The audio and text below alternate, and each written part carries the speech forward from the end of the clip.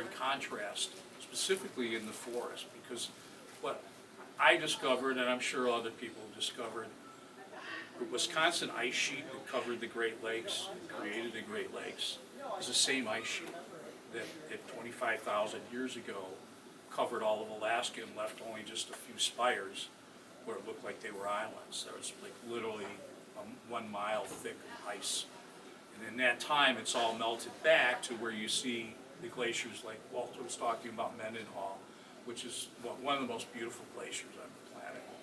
And we went to 2 other glaciers, Dawes and Sawyer Glacier, where literally you're looking at these 20, 30 tall story buildings just separating from the ice sheet. And it's just the most incredible thing to see. And yes, very emotional. It's very emotional to see and think, though, that what's happening to the area. So I tried to put it all back into my photographs, which I try to do in everything that I use the camera for. And I do color work. I do some macro color work. But basically, I've really focused my life on black and white. Now, nobody here asked me, okay, so what did you do for, your LinkedIn profile says that you were working in IT. So what did you do for the last 25 or 30 years?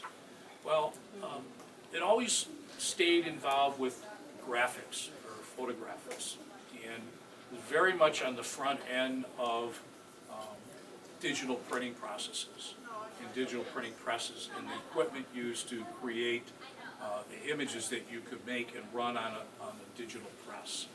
And so I'm very much in the sales of that equipment. My involvement in IT really was focused on customer service and how to improve customer service and support, not just external customers, but internal employees are customers. And I focused my attention there. When I retired in 2016, I decided I was going to go back to do exactly what I started out to do, and that is an environmental landscape photographer. And I'm happy to say that I'm achieving that particular goal in my life. It's very satisfying. And, you know, the word that I would give you is that it's something that you believe in and are very strongly about making a statement of don't sit back and be afraid.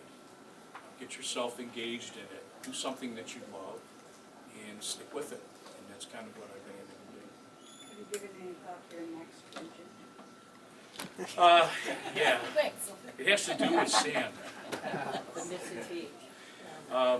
One of the things that, as I said earlier, there's a lot of similarities and comparisons to make between the ice, in, the Alaska Southeast Inside Passage, and the dunes areas right up and down the southeast, south shore of Lake Michigan. So I spend a lot of time in the Indiana dunes, Sleeping Bear Dunes, Grand Mare in Michigan, looking at the plant structure. Basically what I've come to conclude is there are more invasive species now than there are actual original plants that have existed for many, many years.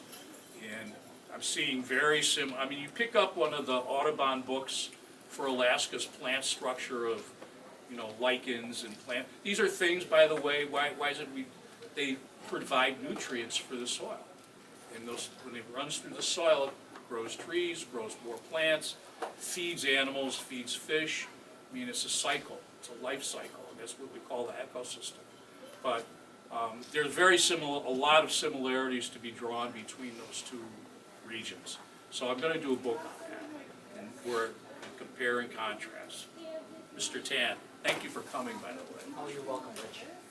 So, you had mentioned that the areas that you photographed didn't have any trails, and the access was tough. I mean, You read the book, didn't you?